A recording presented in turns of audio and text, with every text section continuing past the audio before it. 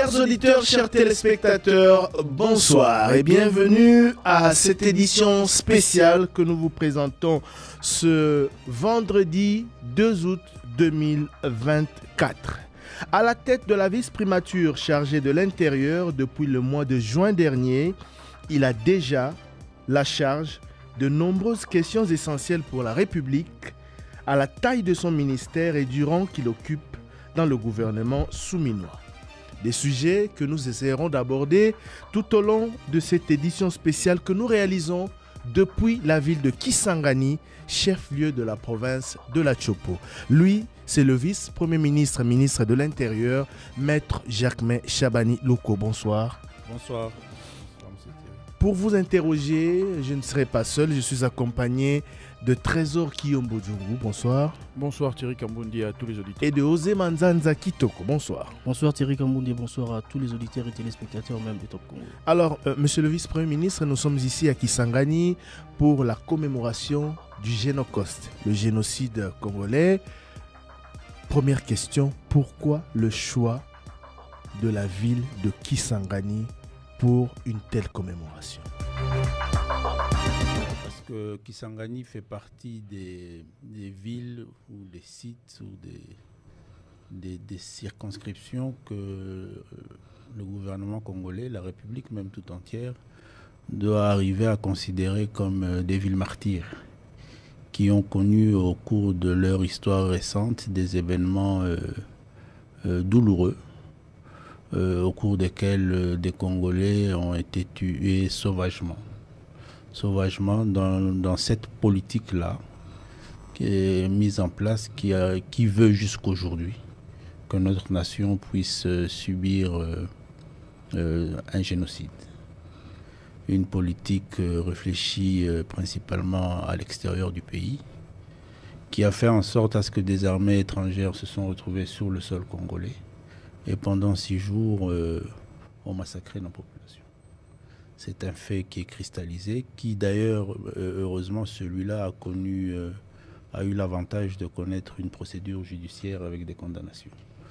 Donc c'est une ville parmi tant d'autres que nous considérons comme des villes martyrs. Il était prévu à un moment donné que cette cérémonie pour cette année-ci se tienne dans le sud Kivu à Makobola, et puis après pour des raisons diverses, logistiques et consorts, ça a été orienté vers la ville de Kisangani, et nous estimons que c'est un choix qui a toute la considération et la valeur pour une cérémonie de cette hauteur-là.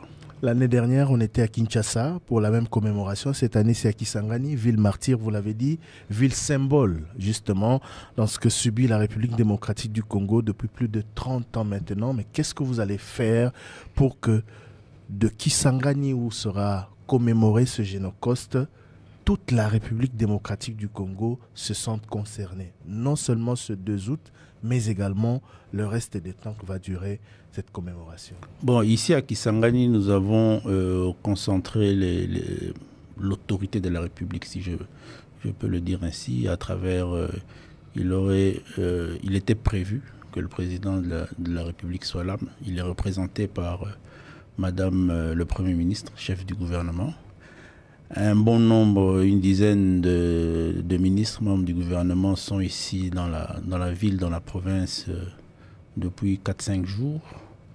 Et dans les autres provinces, les autres 26 autres provinces, nous avons sollicité des gouverneurs de province d'avoir une attitude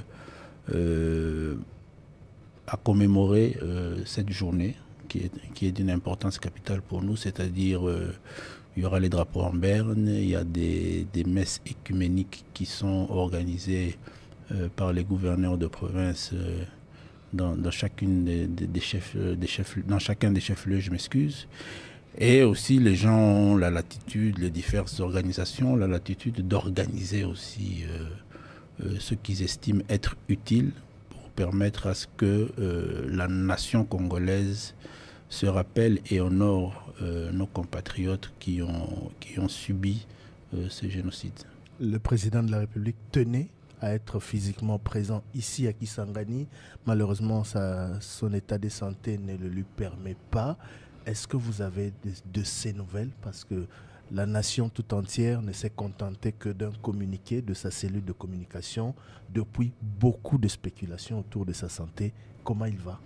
Il va bien, je peux même dire bien, de mieux en mieux. Moi, j'ai peut-être l'avantage d'échanger avec lui quotidiennement par rapport aux différents rapports que j'ai le devoir de lui faire. Donc aujourd'hui, nous étions encore en communication avec lui. Il m'a fait savoir que ça a évolué très bien. Ça a évolué très bien. Donc je crois que le communiqué est suffisamment clair. On a voulu, par un certain devoir, donner l'information réelle et totale de la situation que traverse le président de la République aux souverains primaires, ce qui a été fait. Mais il n'y a pas d'inquiétude, ça va. Monsieur le vice-premier ministre, nous allons avec vous faire l'état des lieux du secteur que vous dirigez depuis un peu plus d'un mois maintenant. On va passer en revue les différents points, comme je l'ai dit en introduction.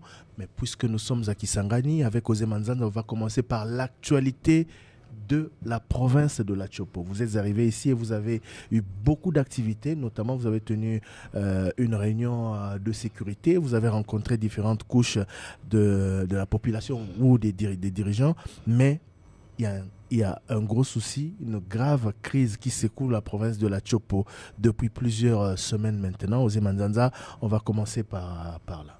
Les conflits Mbolé et l'Angola, ça a commencé depuis un moment. Ici même, dans la ville de Kisangani, des initiatives prises par le gouvernement, ça n'aboutit pas. Il y a quelques semaines, vous avez reçu dans votre bureau les députés, les caucusés députés de la province de la Chopo. Où est-ce que nous en sommes avec les solutions? Oui, effectivement, c'est une question qui nous a tous préoccupés depuis qu'elle avait commencé, le président de la République en premier.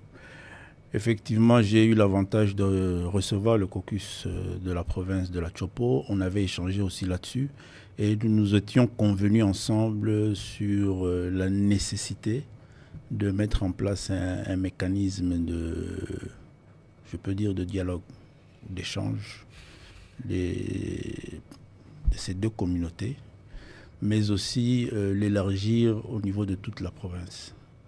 Et cela sous la responsabilité du ministère de l'Intérieur. Donc, je peux déjà informer l'opinion et rassurer le caucus, les députés de la province de la Chopo, qu'au niveau du ministère, nous sommes suffisamment avancés sur les travaux préparatifs. Nous allons, au courant de la semaine qui va commencer ici, mettre en place une commission technique à laquelle on va associer le caucus, la représentation du caucus des députés nationaux de la Chopo et d'autres techniciens des différents services pour que dans un délai bref, ils puissent s'organiser ici à Kisangani un forum qui va permettre déjà aux représentants de ces deux communautés et des communautés riveraines qui ont été concernées par ce conflit de se retrouver autour d'une table et de parler.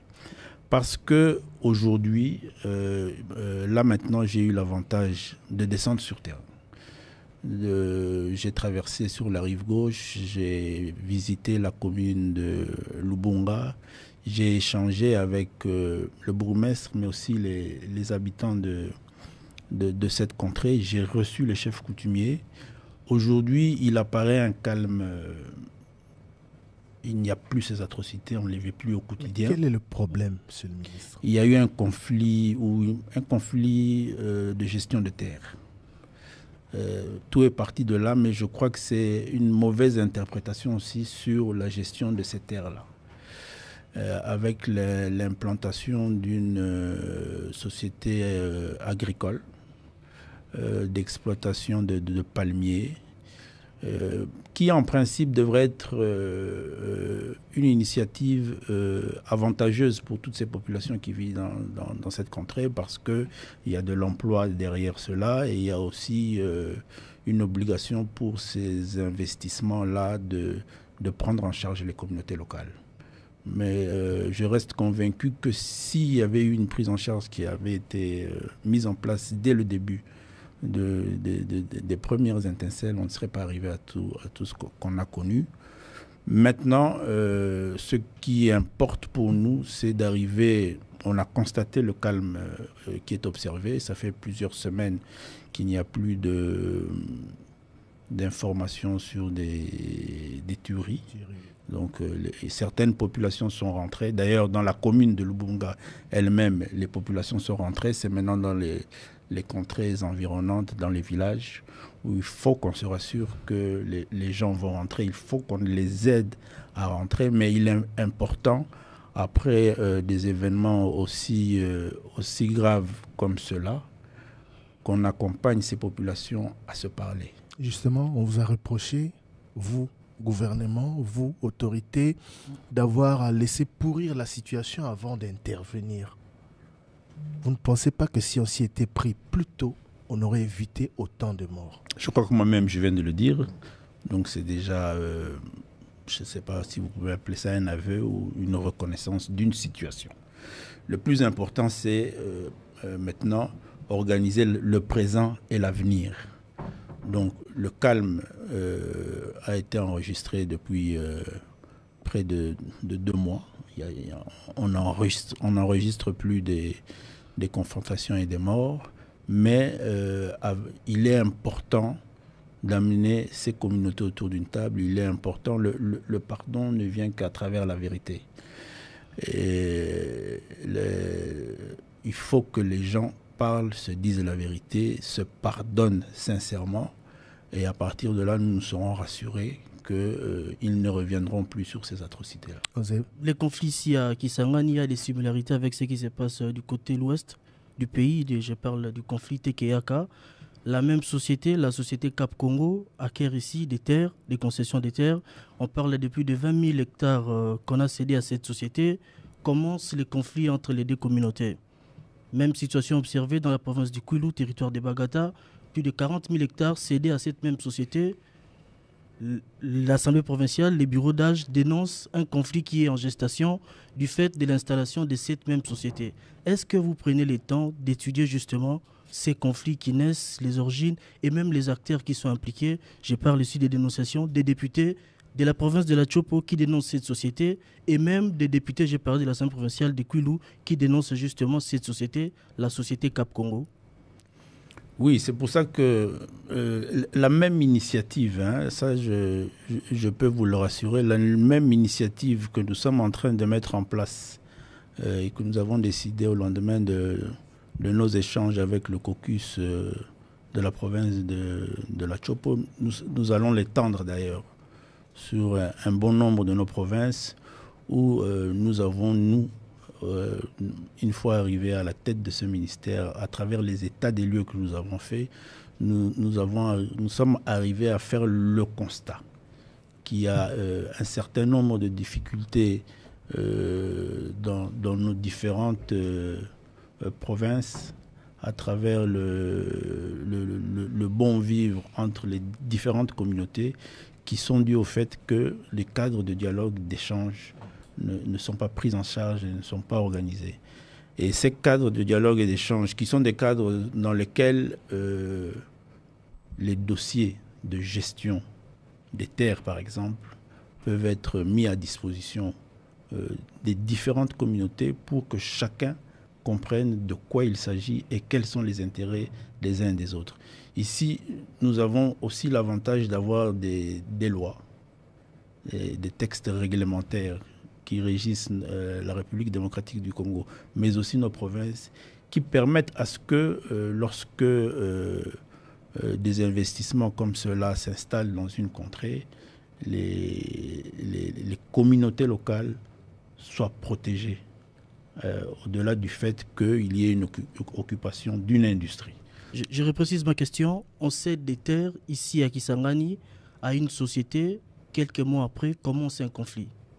La même société va dans le sens de vouloir investir dans l'ouest du pays, dans la province du Kwilu, dans les territoires de Bagata.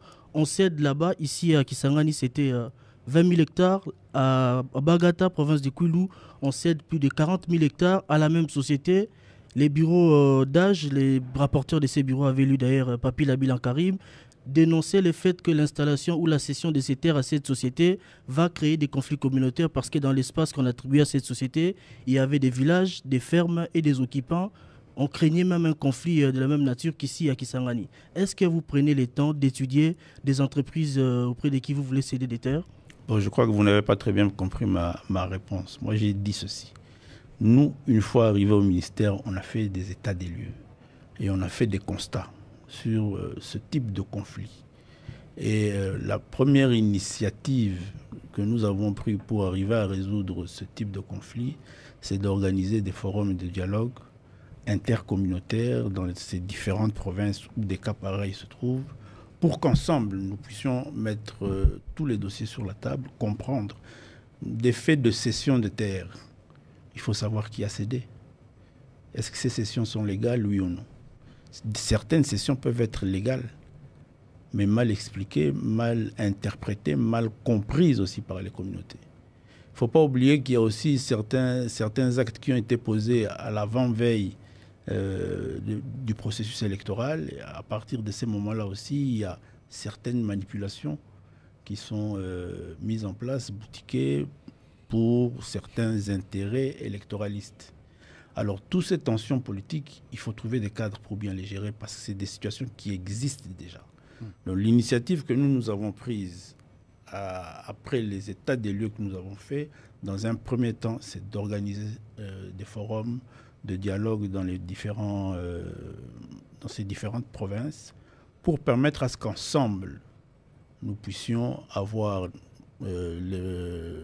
le même entendement de ce qui a été organisé et qui pose problème, et qu'ensemble, avec les communautés locales, parce qu'il y a des chefs coutumiers, il y a des chefs de secteur, c'est des gens qui ont des responsabilités sur place. Ensemble, avec eux, nous allons en tirer les conséquences et trouver les solutions. Trésor Kiyombo. Monsieur le ministre, vous insistez beaucoup sur votre approche, forum, dialogue, pardon, mais entre les pardons et la justice, c'est quoi la meilleure option? Vous avez parlé du bourgmestre de Lubunga. Je lis dans la presse qu'il a annoncé il y a 2 jours la découverte des ossements humains, des squelettes découverts presque en 1 semaine dans plusieurs endroits dans la commune de Lubunga. Mais quand est-ce que la justice va réellement passer? Mais pour que la justice s'implique, il faut savoir qui a causé ces actes. C'est pour ça qu'on veut faire parler les gens. C'est un processus aussi de justice. Connaître la vérité. Qu'est-ce qui s'est passé dans ces contrées-là?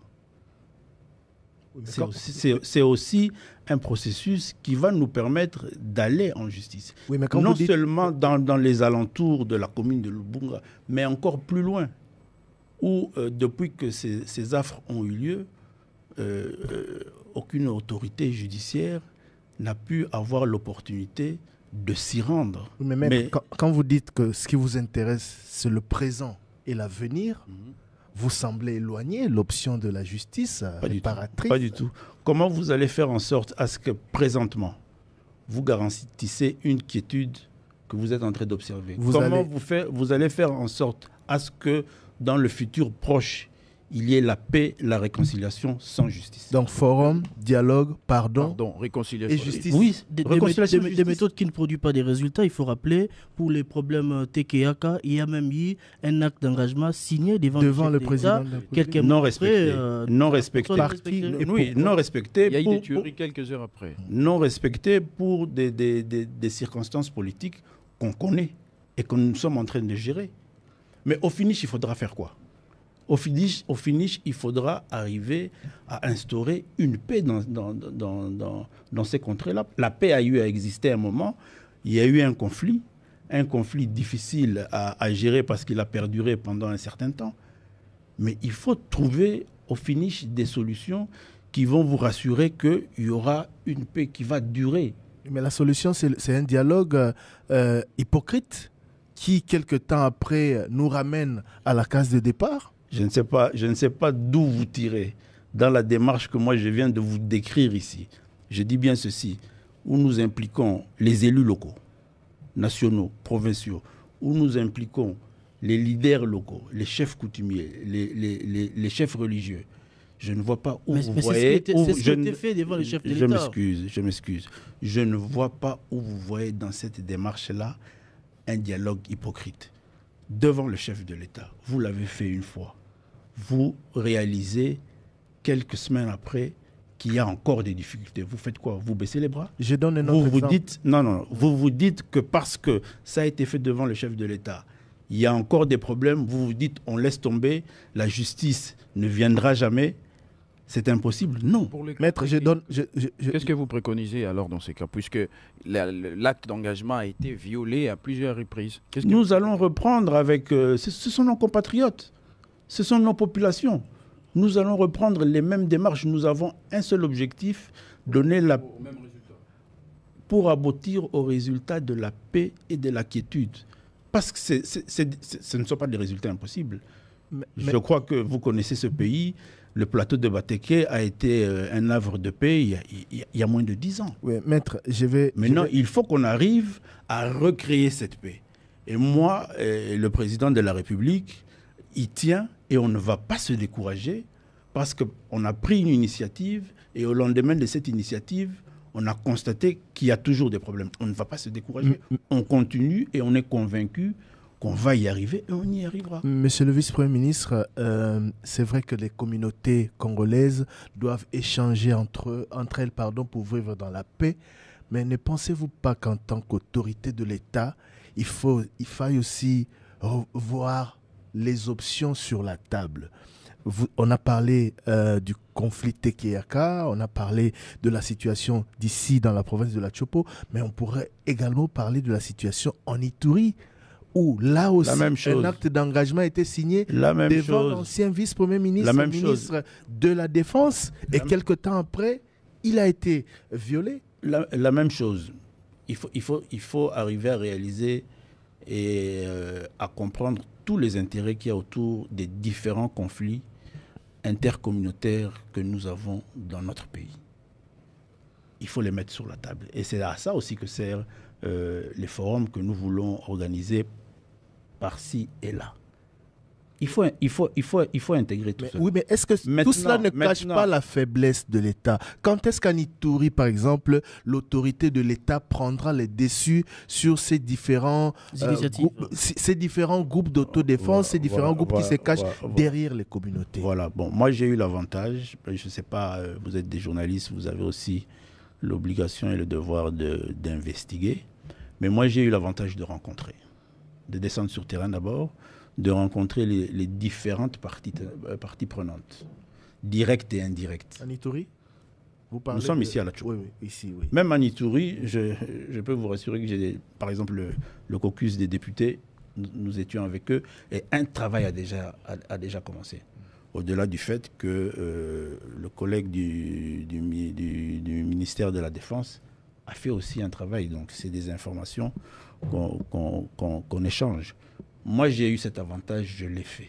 Hier, j'ai échangé avec les chefs coutumiers de cette contrée-là. Et je ne vois aucune opposition dans la démarche que nous sommes en train de mettre en place ici. Arrivé ici à Kisangani, nous avons tenu le conseil de sécurité provinciale. Je peux vous dire que la province de la Chopo, à travers son gouverneur, s'est impliqué de lui-même dans cette initiative. Donc c'est pour dire que toutes les intelligences qui ont réfléchi sur ces problèmes-là convergent vers ce type d'initiative. Quand vous avez des communautés qui ont vécu depuis l'indépendance, pendant des dizaines d'années ensemble dans la paix et la quiétude, et que sur un incident ou un événement naît un conflit, je ne vois pas pourquoi vous devez être aussi défaitiste et croire qu'il est impossible de ramener cette quiétude qui a été une réalité depuis la création de cette nation, et que sur base d'un conflit de cession de terre, l'État, le gouvernement, les entités locales ne peuvent pas arriver à s'organiser pour ramener tout le monde à la raison et faire en sorte à ce que la paix revienne. Je n'ignore pas, pas du tout alors, peut-être qu'on en parlera tout au long de l'émission. Moi, je n'ignore pas que l'autorité de l'État nécessite aussi d'autres mécanismes pour permettre aussi à ces populations d'être sécurisées et d'éviter de se faire justice par des procédés non légaux. Sur cela aussi, on y travaille. Sur cela, sur la présence de l'autorité de l'État. Oui. Mais 2 ans après, je voulais justement interroger l'approche du gouvernement. Vous parlez ici du dialogue qu'il faut privilégier.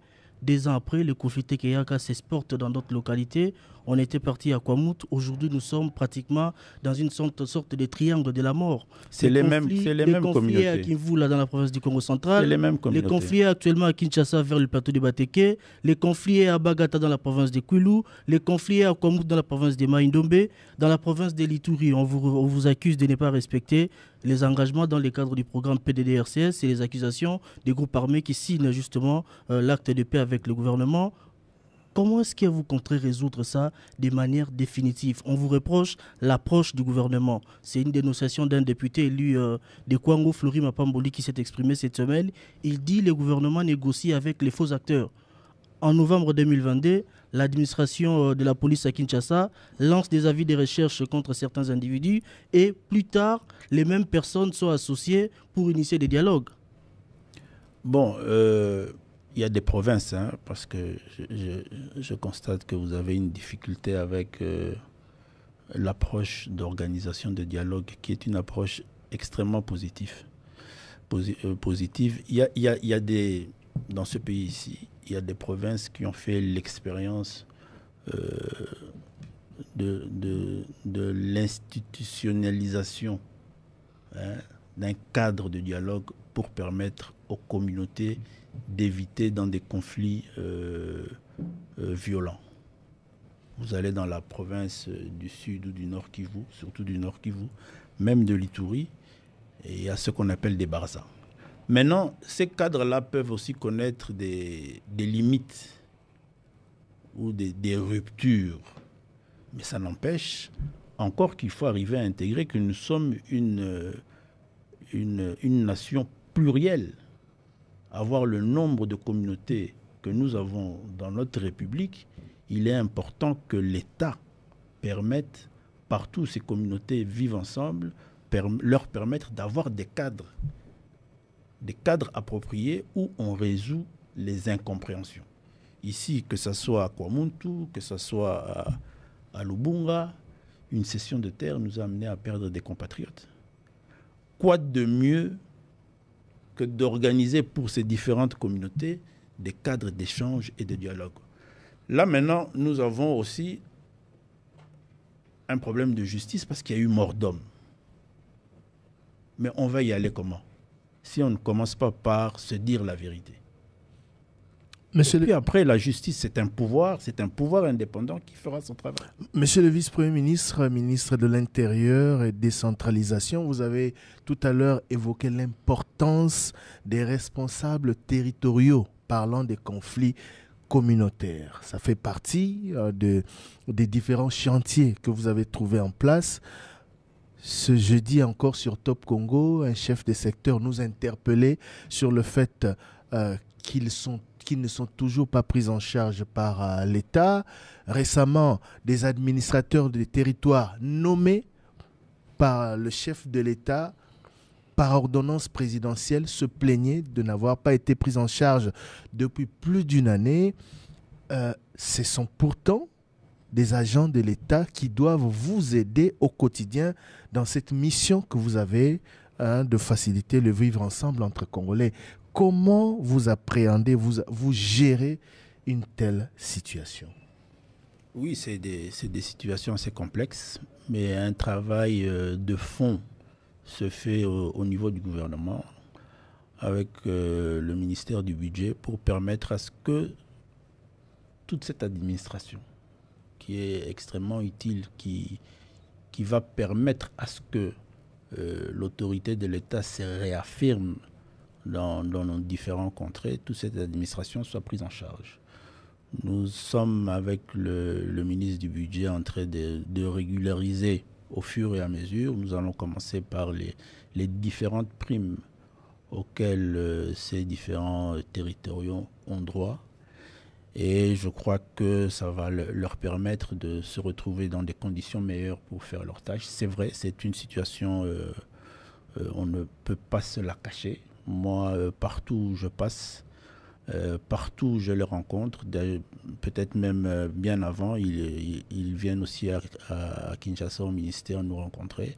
C'est une réalité assez complexe. Avant vous, ministre des Finances, ministre de l'Intérieur, ministre des Budgets, ont eu, excusez-moi de le dire comme ça, la langue de bois. Discours diplomatique, on va arranger, on est en train d'y travailler. Non, avec vous, on voudrait des solutions concrètes. Les AT ne sont pas payés, ils n'ont pas de frais d'émission, les chefs des secteurs se plaignent de la même chose.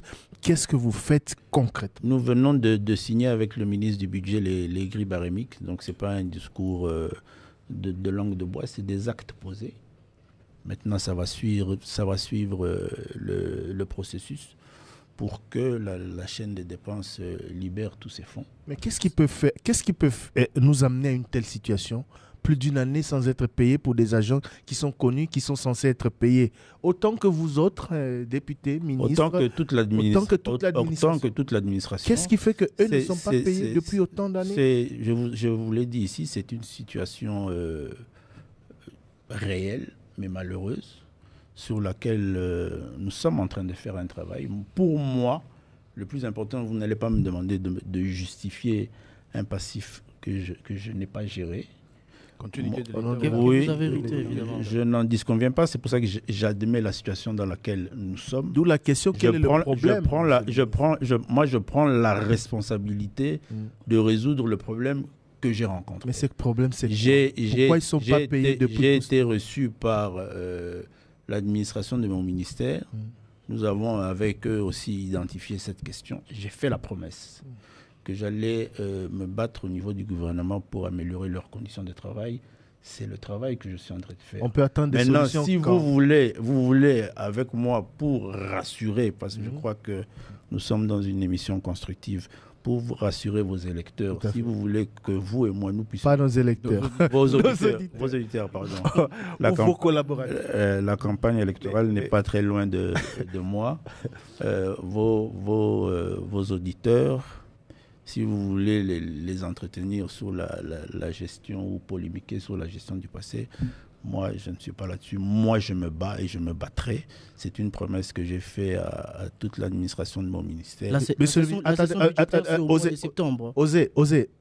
ministre, faut-il se battre pour payer des agents de l'État?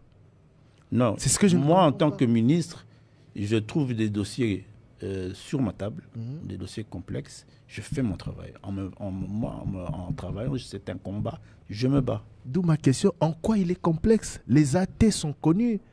C'est des représentants des autorités au niveau des territoires, au niveau des chefferies, etc. En quoi c'est complexe? En quoi c'est compliqué de payer je crois que ça reflète d'une manière ou d'une autre l'état de la réalité de notre trésorerie. C'est pas de la négligence, c'est pas de la mauvaise foi, c'est pas... à vous de juger. Je vous ai dit que moi je ne suis pas venu pour juger ce qui a... Parmi les agents de l'État, il y a des nantis, il y a des moins nantis. Il y en a qui sont régulièrement payés, il y en a d'autres qu'on oublie, il y en a d'autres sur lesquels on va, on s'intéresse moins. Il y en a d'autres qu'on suit peut-être pas, qui passent des mois, voire des années sans être payés. C'est quand même grave pour un État comme le nôtre. Et nous sommes en train de travailler pour résoudre toutes ces questions. L'idéal serait de donner une promesse ferme. Je parle de la session budgétaire qui est attendue au mois de septembre. Dire par exemple qu'au cours de cette session budgétaire, moi et mon collègue de budget, on va travailler pour annexer, insérer ces problèmes et résoudre cela de manière définitive. Mais je crois que c'est ce que je suis en train de vous dire, c'est ce que j'ai dit. Je vous ai parlé des grilles barémiques que nous sommes en train de co-signer avec le ministre du Budget parce que les territoriaux ont droit à un certain nombre de primes qui malheureusement jusqu'à présent n'avaient pas été alignées, primes sécuritaires, primes d'itinérance, qui sont des montants assez consistants qui peuvent leur permettre de faire aisément leur travail. Nous sommes en train de résoudre ça avec le... Monsieur le vice-premier ministre, votre secteur s'occupe également de la police. La police qui est votre bras séculier, qui vous permet justement d'assurer l'autorité de l'État sur l'ensemble du territoire national. Cette police qui rencontre d'énormes difficultés. Vous avez trouvé les chantiers de la police. Avant d'entrer dans les détails à travers les questions que je poserai avec mes collègues ici, quel est l'état des lieux que vous pouvez faire sur la situation de la police concernant son équipement, sa prise en charge, l'effectif et comment vous comptez résoudre tous ces problèmes?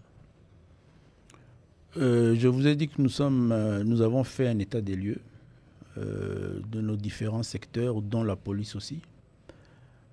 Là, actuellement, j'ai une équipe au niveau du ministère qui est en train de travailler sur les actions urgentes.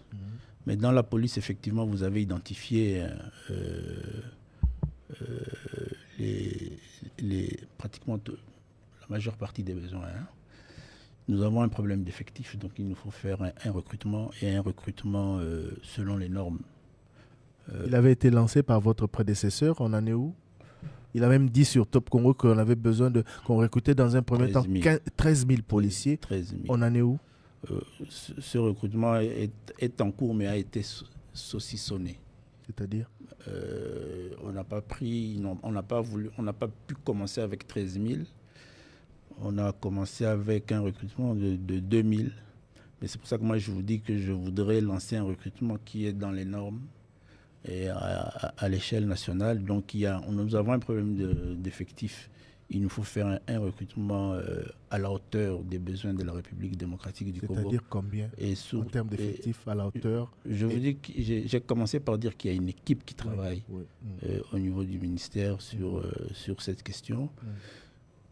Nous avons un déficit aussi par rapport à ce qu'on a comme effectif de la police aujourd'hui de recyclage formation. Nous avons aussi un besoin assez énorme en termes d'équipement.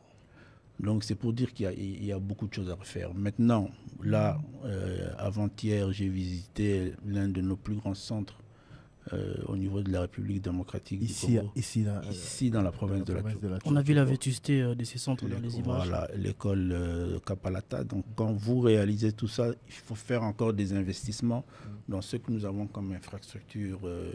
Donc il nous faut sortir un plan. Un plan ambitieux. Un plan ambitieux qui va permettre à ce que nous puissions redorer le blason de notre police. Il faut aussi il y a déjà, parce que nous avons l'avantage aussi d'avoir un service qui a été mis en place depuis un peu plus de 10 ans sur la réforme de la police. Donc il faut une loi de programmation. La loi de programmation policière. De la police. C'est cette loi-là qui va nous permettre aussi de bien structurer tout ce qu'il faut comme réforme au sein de la police. On a l'impression parfois qu'à chaque fois qu'un ministre arrive, il reprend tout à zéro. Moi, je ne reprends pas à zéro.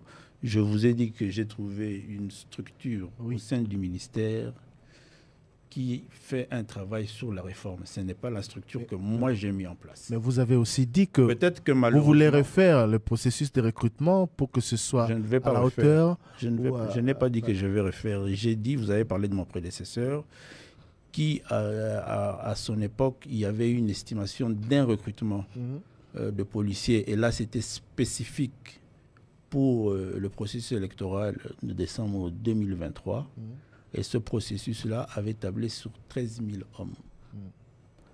Mais les questions de budget et de finances n'avaient pas permis que cela se passe ainsi.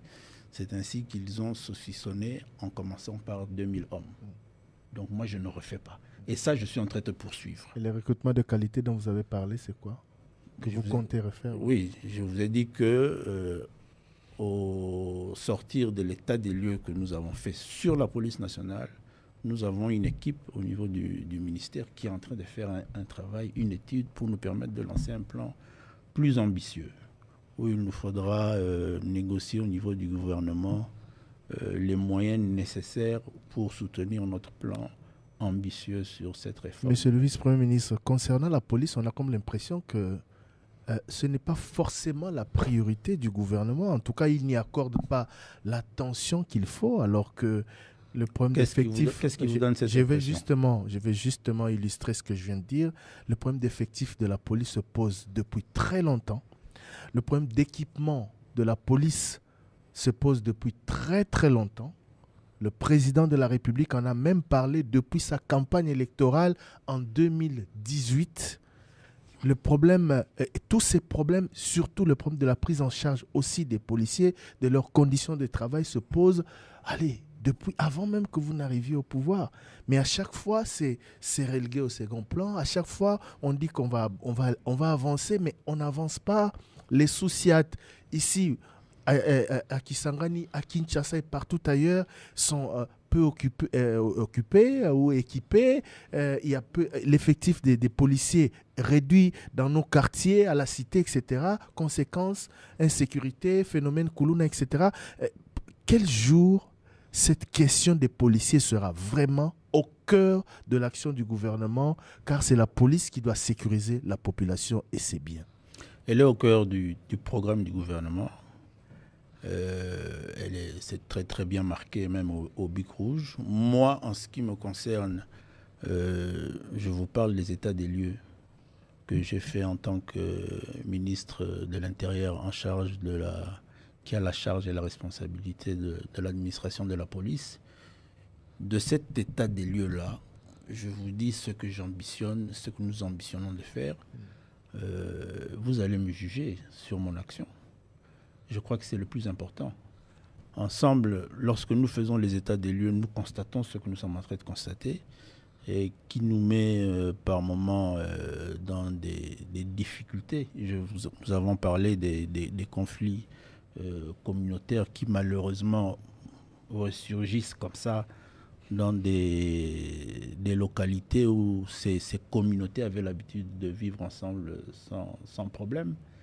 C'est dû aussi au fait que l'autorité de l'État connaît un certain déficit. Et nous sommes conscients que pour résoudre tous ces problèmes-là, au-delà de faire comprendre et de faire réaliser à ces différentes communautés qu'il faut qu'elles reviennent dans les bons sentiments et réapprennent à vivre ensemble, l'État doit être présent. Et l'État doit être présent non seulement avec ses administrateurs territoriaux, mais aussi avec sa police. Donc, nous n'allons pas seulement nous engager à faire un dialogue ou organiser un forum pour que nos concitoyens se disent la vérité, se disent pardon et que la justice puisse s'impliquer et leur permettre de résoudre ce conflit. Mais il faut que l'État soit présent. C'est-à-dire qu'en parallèle, on organise ces cadres de concertation de nos concitoyens. En même temps, nous nous rassurons que les territoriaux se retrouvent dans des conditions de mieux et bien faire leur travail. En même temps, on donne à ces administrateurs, à ces territoriaux, un bras séculier qui leur donne l'autorité de la puissance de l'État à gérer leur communauté locale. Donc c'est un travail ambitieux dans lequel nous nous sommes engagés parce que nous sommes convaincus que sans cela, nous n'aurons pas un résultat, nous n'aurons pas la réponse à tous les problèmes que nous devons gérer. On s'y engage, vous allez nous juger au cours du mandat. On vous laisse combien de temps? Pour les premiers signaux, je crois que 6 mois à 1 année, vous aurez déjà... je pourrais revenir ici et vous dire voici ce qui a été fait. On pourra avoir une autre police. Oui.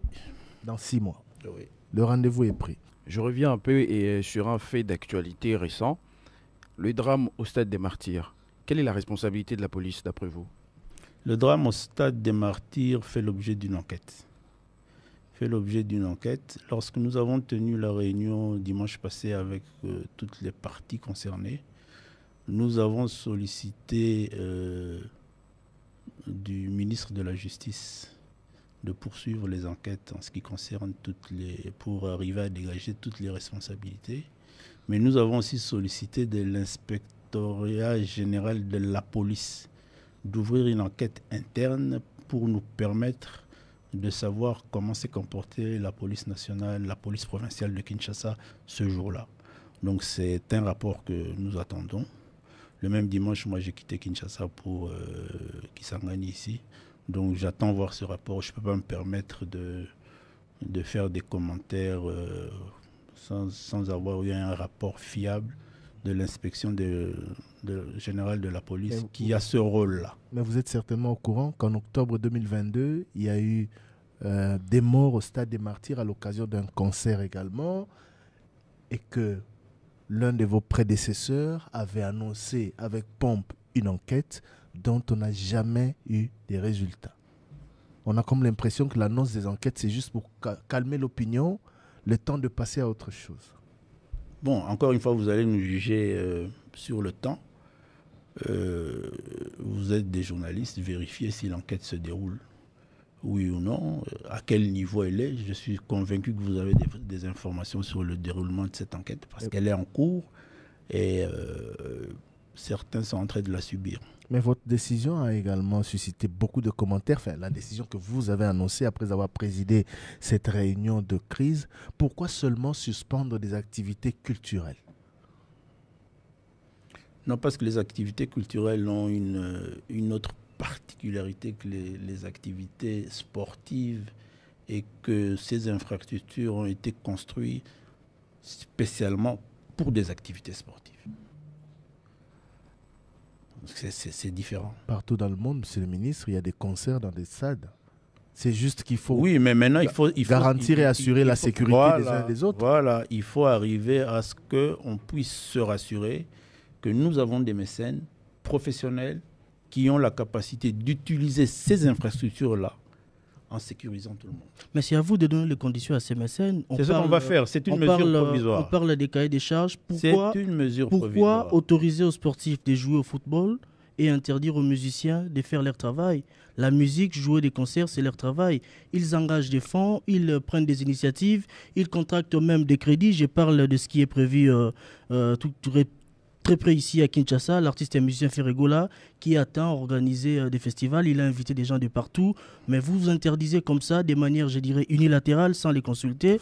Alors qu'il a pris, sans les consulter parce qu'il n'était pas dans la discussion. Une activité, une autre, vous prenez la décision qui dérange également ces activités. J'ai très bien compris la problématique. La difficulté que nous avons, c'est de savoir ce qu'on veut. Vous voulez une chose et son contraire. Tout à l'heure, ici, vous avez parlé de l'autorité de l'État. Vous m'avez taquiné sur cette question. Maintenant, vous avez un gouvernement. Vous avez l'État qui prend une décision. Vous voulez faire l'avocat d'un ou deux artistes, la décision peut-être dont vous êtes fanatique, et vous voulez absolument que ce concert se joue. La décision ces artistes, s'il vous plaît, ces artistes-là sont en train de nous contacter. Jouer un concert, c'est les vacances. Nous avons tous été jeunes, nous avons des enfants. C'est les vacances. Moi, je ne suis pas contre que des concerts se jouent. Mais le plus important pour nous là maintenant, la question venait de m'être posée. Il y a eu un concert il y a quelques mois, il y a eu des morts, votre prédécesseur. Vous voulez encore qu'on revienne sur la même chose ou vous voulez nous donner la chance de changer notre façon de gérer les situations? La chance de faire... Que ça soit Ferré, que ça soit Fali.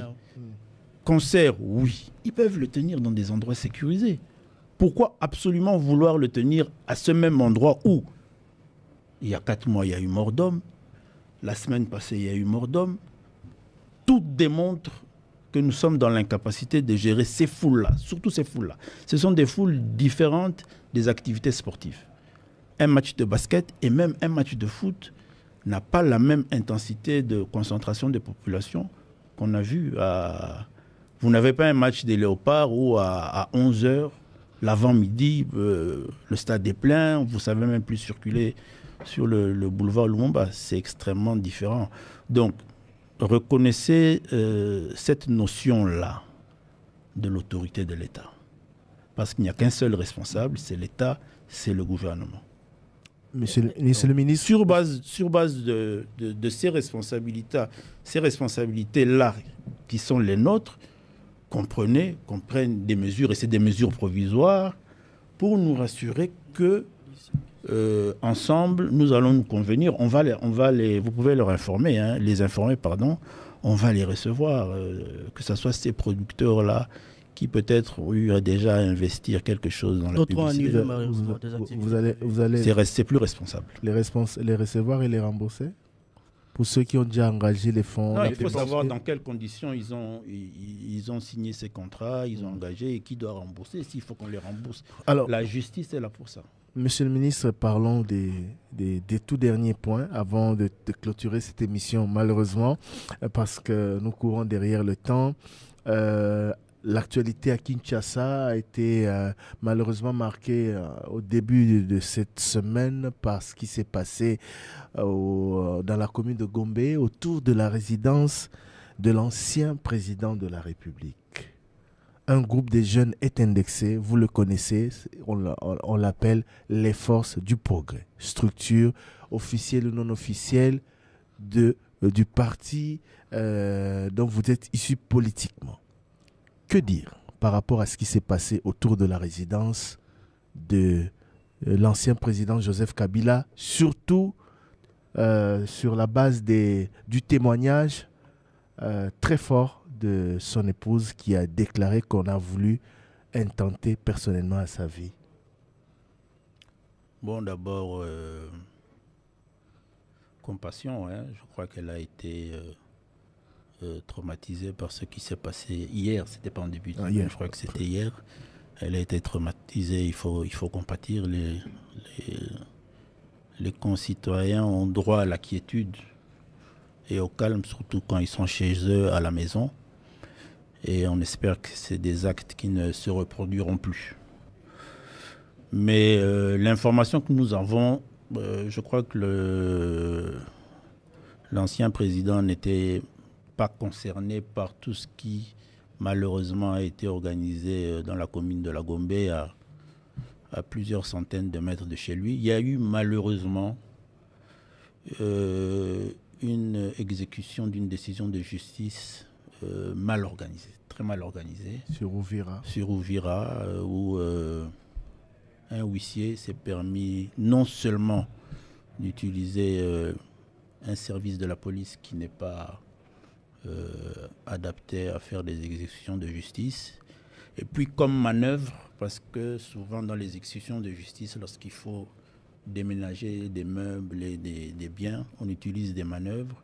Ils sont allés recourir à ce groupe de jeunes, dit Force du Progrès, qui aujourd'hui est une nébuleuse. Une nébuleuse, moi en tant que cadre du parti politique UDPS, je peux l'affirmer en toute responsabilité, qui est une nébuleuse pour la grande partie qui n'a rien à voir avec l'UDPS. Mais qui malheureusement on a des facilités à chaque fois à associer au parti politique UDPS. Mais pour ce qu'il en est, il y a eu, la police est descendue sur terrain, il y a eu des arrestations, il y a des enquêtes en cours et il faut attendre la conclusion de tout. Qu'est-ce qu'on fait de ces forces du progrès? Non, je crois que vous avez suivi que là où ils ont la police a occupé l'une de leurs bases à Gramalik, en Ngaliema.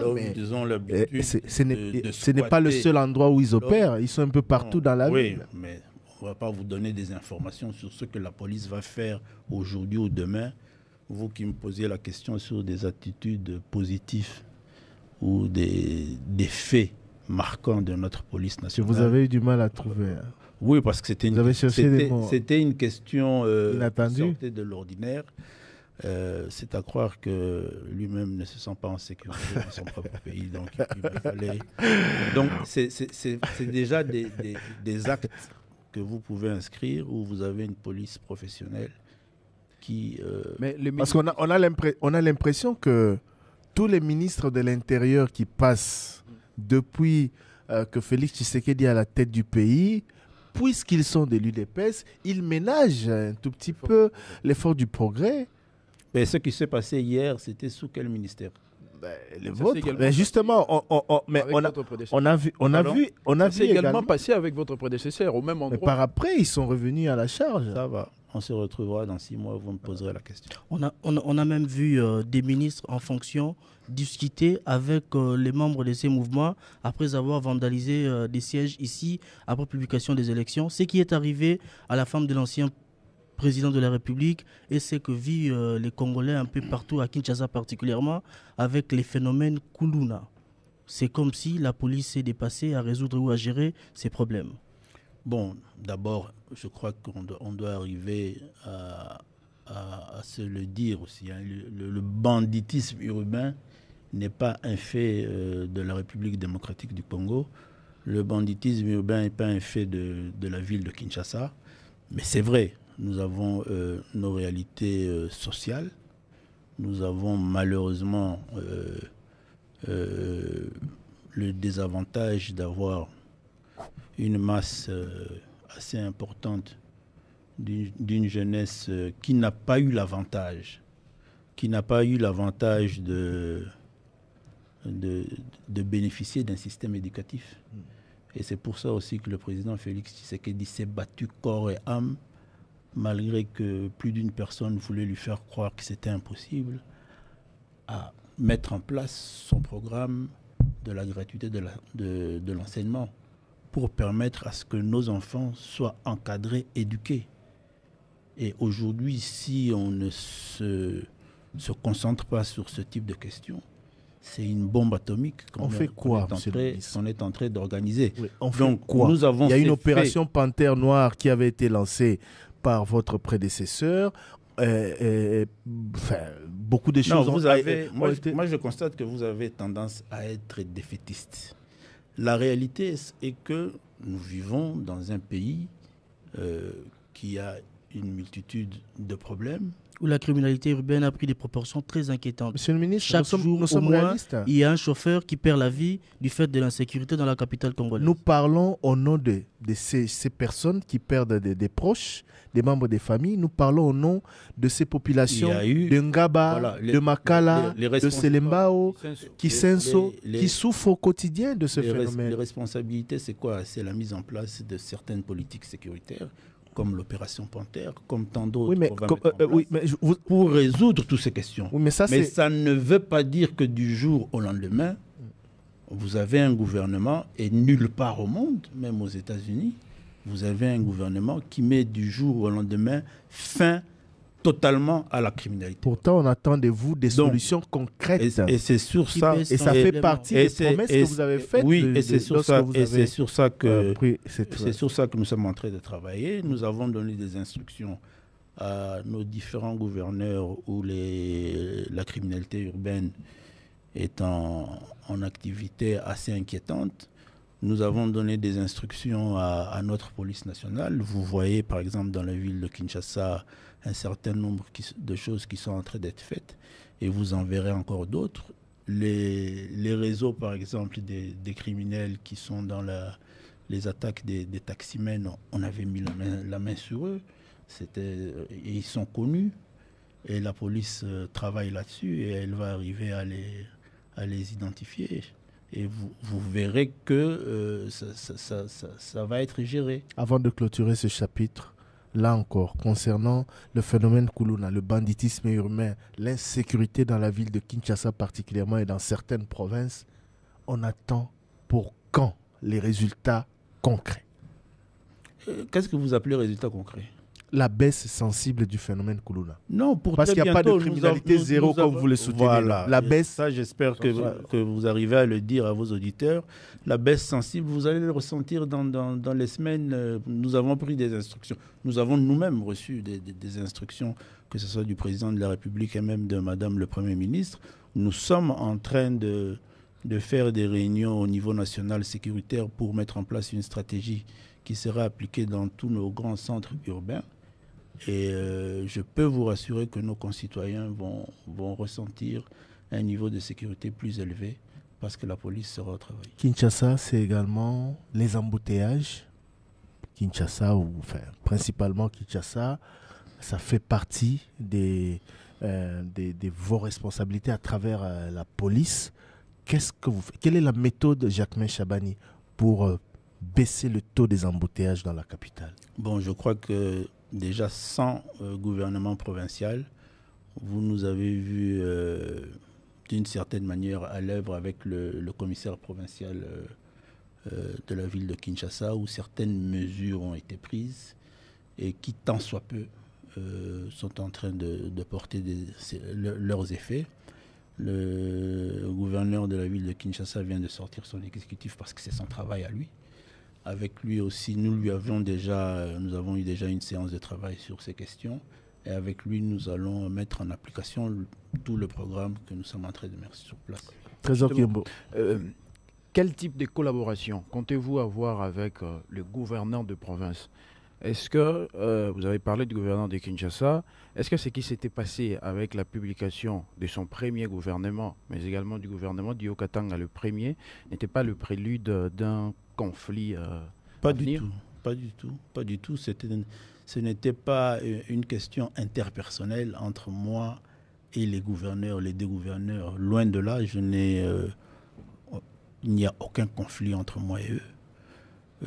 J'estime que dans leur chef, ça a été juste une incompréhension.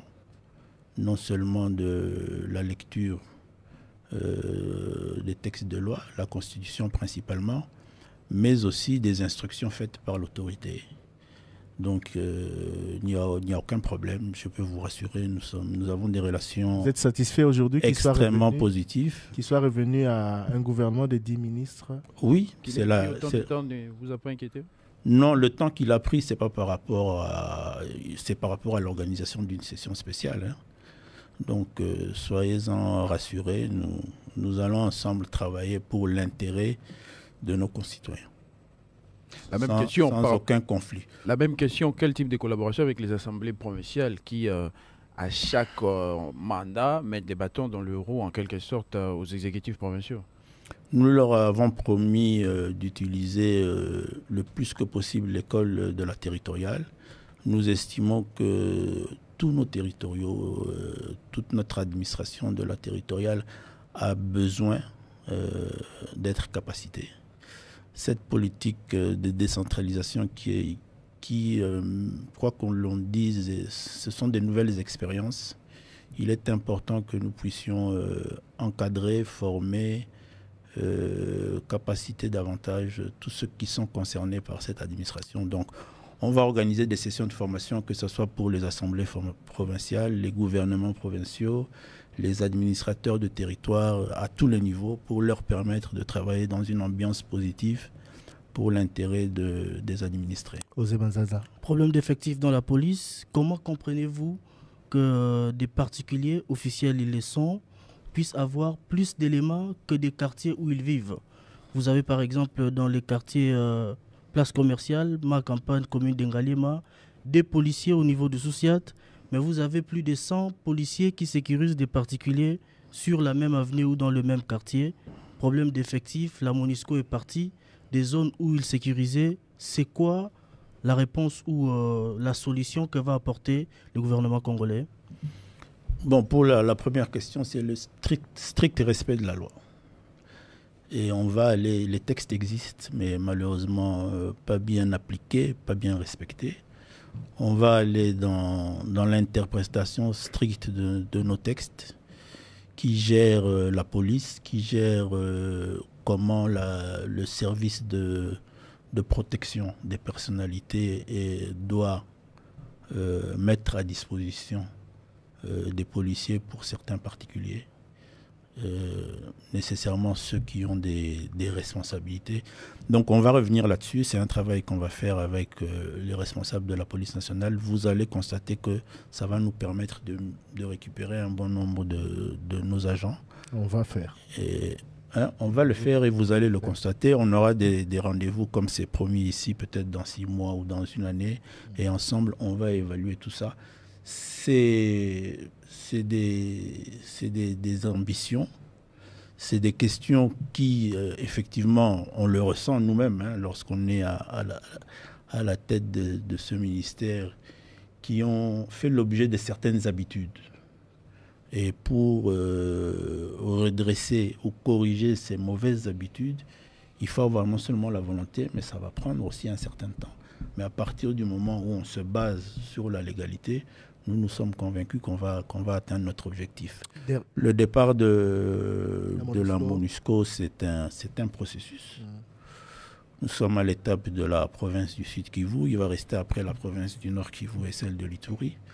Donc le contingent de la police a été déployé là-bas.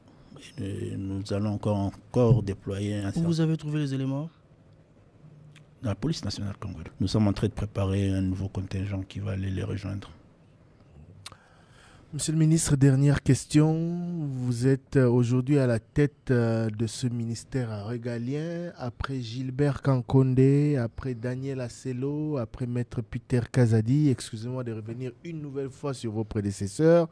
Vous les aimez qui sont beaucoup. du même parti politique que vous. Vous êtes d'abord et avant tout politique.